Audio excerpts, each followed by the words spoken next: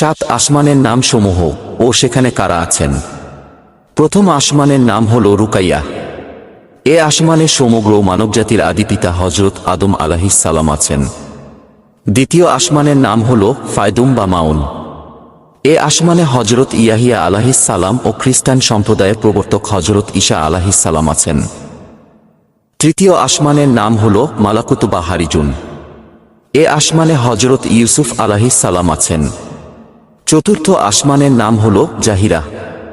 এ আসমানে হজরত ইদ্রিস আলাইহিস সালাম আছেন। পঞ্চম আসমানের নাম হল মুজাইনা বা মুসাহারাত। এ আসমানে হজরত হারুন আলাইহিস সালাম আছেন। ষষ্ঠ আসমানের নাম হল খালিসা। এ আসমানে ইহুদি ধর্ম প্রবর্তক হজরত মুসা আলাইহিস সালাম আছেন।